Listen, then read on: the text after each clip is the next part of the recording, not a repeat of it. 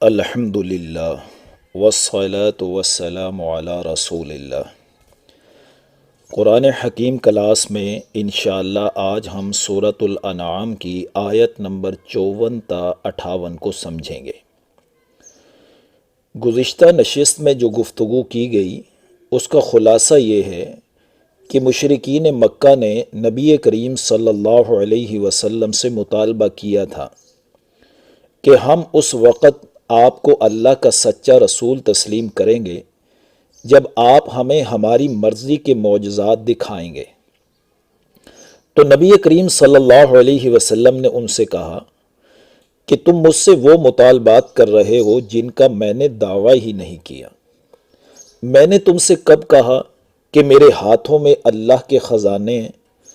میں نے یہ بھی کبھی نہیں کہا کہ میں غیب جانتا ہوں، اور میں نے یہ دعویٰ بھی کبھی نہیں کیا کہ میں فرشتہ ہوں۔ ہاں، میں نے جو دعویٰ کیا ہے وہ یہ ہے کہ میں اللہ کا رسول ہوں، مجھ پر اللہ کی طرف سے وحی آتی ہے، اس وحی کے ذریعے آنے والی ہدایت و رہنمائی کا میں خود بھی پابند ہوں اور تمہیں بھی اسی کی تلقین کر رہا ہوں۔ اگر تم تھوڑا سا غور و فکر کرو نا تو یہ باتیں تمہیں بڑی آسانی سے سمجھ میں آ سکتی ہیں، لیکن اگر تم نے اس حق کے بارے میں آنکھیں بند کر لینے کا ہی فیصلہ کر لیا ہے تو پھر اللہ تعالیٰ نے اپنے نبی کو حکم دیا، اے نبی صلی اللہ علیہ وسلم، آپ ایسے لوگوں کے ساتھ زیادہ بحث و مباحثہ میں وقت ضائع نہ کیجیے، بلکہ آپ اس قرآن کے ذریعے ان لوگوں کو خبردار کیجیے جو دن قیامت رب کے سامنے پیشی کے قائل ہیں۔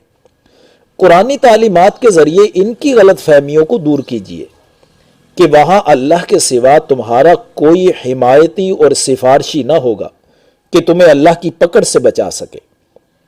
ایسے لوگ ہو سکتا ہے سمجھ جائیں اور اللہ کی نافرمانی سے باز آ جائیں۔ اور پھر نبی صلی اللہ علیہ وسلم کو حکم دیا کہ جو اللہ کی نافرمانی سے بچنے کا فیصلہ کر چکے ہیں اور اسی کی رضا کے طلبگار ہیں ان کو اپنے قریب کیجیے۔ یہ جو کفار دنیاوی وسائل اور خوشحالی کو اپنے لیے اللہ کا فضل و انعام سمجھ رہے ہیں، یہ انتہائی شدید مغالطے کا شکار ہیں۔ یہ مالدار ہونا یا مفلس ہونا اللہ کے نزدیک عزت و ذلت کا معیار نہیں ہے، بلکہ اس سے مقصود تو لوگوں کی آزمائش کرنا ہے جس میں یہ لوگ ناکام ہو رہے ہیں۔ اللہ کے نزدیک باعزت وہ لوگ ہیں جو ایمانیات میں مضبوط اور اعمال صالحہ، اخلاق حسنہ اور تقوی کی روش پر چل رہے ہیں۔ تو اگلی آیت نمبر 54 میں اسی گفتگو کا سلسلہ جاری ہے کہ وَإِذَا جَاءَكَ الَّذِينَ يُؤْمِنُونَ بِآيَاتِنَا فَقُلْ، اور جب وہ لوگ آپ صلی اللہ علیہ وسلم کے پاس آئیں جو ہماری آیات پر ایمان لاتے ہیں تو ان سے دو باتیں کہیے۔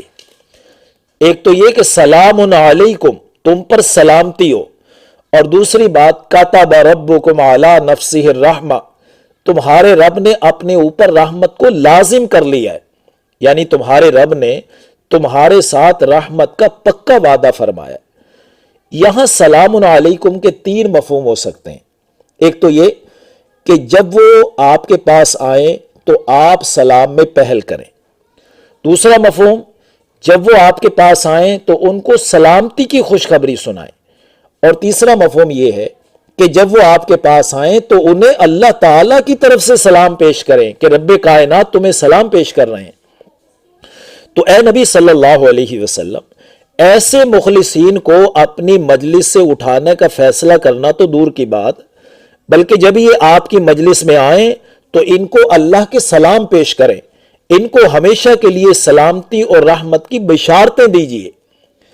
کہ آگے فرمایا وَأَنَّهُ مَنْ عَمِلَ مِنْكُمْ سُوءًا بِجَهَالَةٍ، تم میں سے جو شخص جہالت کی وجہ سے کوئی گناہ کر لے، ثُمَّ تَابَ مِنْ بَعْدِهِ وَأَصْلَحَ، پھر اس کے بعد وہ توبہ کر لے اور درستگی کر لے، فَإِنَّهُ غَفُورٌ الرحیم، تو یقیناً وہ غفور الرحیم ہے۔ تو یہ آیت نمبر 54 اس سورت کی، اور سورۃ الکہف کی آیت نمبر 27 وَاصْبِرْ نَفْسَكَ مَعَ الَّذِينَ يَدْعُونَ رَبَّهُمْ بِالْغَدَاةِ وَالْعَشِيِّ، ان دو آیات کے بعد آپ صلی اللہ علیہ وسلم ان غریب صحابہ کرام کے ساتھ جم کر بیٹھنے لگے۔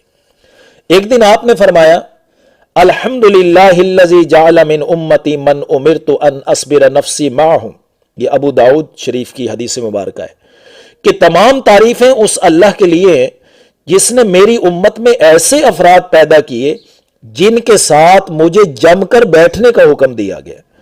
फिर आपने उनको यह भी फरमाया कि तदखुलून अल जन्नत क़ब्ल अग़निया अन्नास बिनिस्फ़ि यौमिन वज़ाका ख़म्सुमियत सनतिन, ए फ़ुक़राए मुहाजिरीन की जमात, तुम लोग जन्नत में मालदारों से आधा दिन पहले दाखिल होगे और क़यामत का आधा दिन 500 साल का होगा। याद रहे यहां पर असल फजीलत ईमान, अमल सालेह, अखलाक हसना और तकवा की वजह से है, गरीबी की वजह से नहीं है, क्योंकि बाज गरीब भी वो अमल सालेह और अखलाक हसना और तकवा की रविश पे नहीं होते। तो असल अफजलियत ईमान, अमल सालेह और अखलाक हसना और तकवा की वजह से, गरीबी की वजह से नहीं है। हाँ, अलबत्ता ईमान, अमल सालेह के साथ गरीबी भी हो तो ये फजीलत हासिल होगी कि मालदारों से 500 साल पहले जन्नत में जाएंगे। अगली आयत में फरमाया वकज़ालिका नुफ़स्सिलुल आयात, इसी तरह हम आयात को तफसील से बयान करते हैं ताकि हक हो या बातिल तमाम रास्ते वाज़े हो जाएं, मुतलाशी हक को पहचानना आसान हो जाए। वली तस्तबीन सबीलुल मुजरिमीन, ताकि मुजरिमीन का रास्ता वाज़े हो जाए। यानी आयात को बयान करने के मुतअद्दिद फ़वाइद होते हैं, उनमें से एक ये भी है कि ताकि मुजरिमों का रास्ता खुलकर सामने हो जाए कि मुजरिमों का तर्ज अमल क्या होता है और इसका अंजाम क्या होने वाला है, ताकि फिर इससे बचा जा सके। यो हक को बातिल को दलाइल से वाज़े कर देने के बाद अगली आयात में हुजूर सल्लल्लाहु अलैहि वसल्लम को हुक्म दिया जा रहा है कि आप दो टोक अंदाज में कुछ ऐलानात कर दें। यह मजमून सूरह काफिरून से मिलता जुलता है। कुल इन्नी नुहीतु अन अअबुदल्लज़ीना तदऊन मिन दूनिल्लाह, आप सल्लल्लाहु अलैहि वसल्लम कह दीजिए मुझे उनकी इबादत से रोक दिया गया जिनको तुम अल्लाह के सिवा पुकारते हो। सूरह जिन की आयत नंबर 18 में है कि ला तदउ मअल्लाहि अहदा, अल्लाह के साथ किसी एक को भी मत पुकारो। लिहाजा मैं अल्लाह के हुक्म का पाबंद हूं, मुझसे ये उम्मीद न रखना कि मैं तुम्हारे बातिल नजरियात को कबूल कर लूंगा। कुल ला अत्तबिउ अहवाअकुम, इनसे कह दीजिए मैं तुम्हारी ख्वाहिशात की पैरवी नहीं कर सकता। यानी तुम जिस नजरिए और तरीके पर चल रहे हो इस पर तुम्हारे पास कोई दलील नहीं है, तुम अपनी ख्वाहिशात की इत्तिबा कर रहे हो। सुन लो, मैं तो इन ख्वाहिशात की इत्तिबा नहीं कर सकता, और अगर बिल फर्ज में ऐसा करूं तो कद जलल तो इज़न, तो उस वक़्त मैं भी हक की राह गुम कर दूंगा। वमा अना मिनल मुहतदीन, और मैं हिदायत की राह चलने वालों में न रहूंगा। तो यहां गुमराही और हिदायत की राह न होने की निस्बत अपनी तरफ करके ये वाज़े कर दिया कि जो रास्ता तुमने इख्तियार किया है वो हिदायत का रास्ता नहीं है बल्कि गुमराही है। कुल इन्नी अला बय्यिनतिन मिन रब्बी, कह दीजिए मैं अपने रब की तरफ से दलील पर कायम हूं, मुझे पूरा यकीन हासिल है, मैं अल्लाह का नबी हूं, मेरे दावे रिसालत की सच्चाई पर वाज़े दलाइल कायम है, वही इलाही के जरिए जो इल्म हासिल होता है वो यकीनी और कतई है, और तुम्हारी बातें गैर यकीनी शुकूक व शुबात और नफसानी ख्वाहिशात पर मबनी है। लिहाजा फरमा रहे हैं इन्नी अला बय्यिनतिन मिन रब्बी व कज़्ज़बतुम, मैं अपने रब की तरफ से दलील पर कायम हूं और तुमने उसे झुटला दिया है। और सिर्फ झुटला नहीं रहे हो बल्कि इस्तेज़ा करते हुए कह रहे हो अगर आप सच्चे हैं तो हम पर अजाब ले आओ। जो हमें कह रहे हो कि हमने अगर फर्मा बरदारी इख्तियार ना की तो तुम पर अजाब आ जाएगा, तो अजाब लाओ। आगे इसका जवाब दिया मा इंदी मा तस्ताजिलून बिही, नहीं है वो मेरे इख्तियार में जिसको तुम जल्दी तलब कर रहे हो। यानी अजाब कब और किस तरह आएगा इसका फैसला अल्लाह ने करना है, मेरे पास इसका इख्तियार नहीं है। इनिल हुक्म इल्ला लिल्लाह, फैसले का इख्तियार अल्लाह के सिवा किसी के पास नहीं है।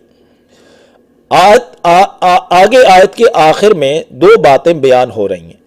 एक ये कि यकुस्सुल हक़्क़, वो हक को बयान करता है, यानी हक तो दलाइल से वाज़े होता है ना, और अल्लाह ताला ने दलाइल के जरिए हक को वाज़े कर चुका है अल्लाह ताला, और हक कबूल करने वालों के लिए सही दलील तो एक भी काफी होती है। लिहाजा अल्लाह तुम्हारी ख्वाहिशात का पाबंद नहीं है कि वो तुम्हारे फरमाइशी मौजज़ात भी जाहिर करे, वो हक को दलाइल से वाज़े कर चुका है। और नंबर दो, وَهُوَ خَيْرُ الْفَاصِلِينَ، اور وہ سب سے بہتر فیصلہ کرنے والا ہے۔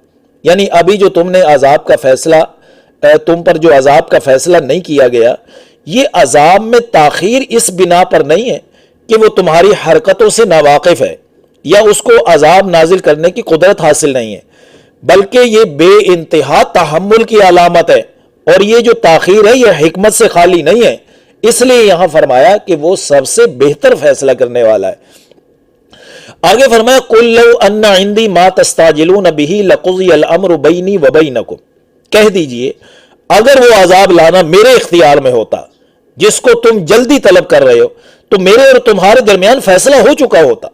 میں یہ سورۃ الانعام کی تعارفی گفتگو میں بیان واضح کر چکا ہوں کہ یہ سورت مکی زندگی کے آخری دور میں نازل ہوئی ہے۔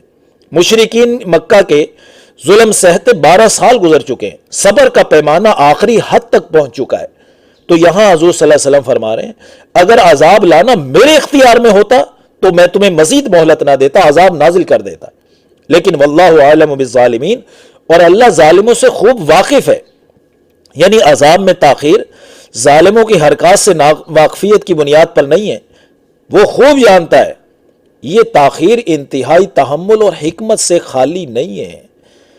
اللہ کا علم اور اس کی قدرت کتنی کامل و اکمل اور وسیع ہے، اس کا تفصیلی تذکرہ اگلی آیات میں آ رہا ہے، انشاءاللہ اگلی نشست میں بیان کریں گے۔ والسلام علیکم ورحمۃ اللہ وبرکاتہ۔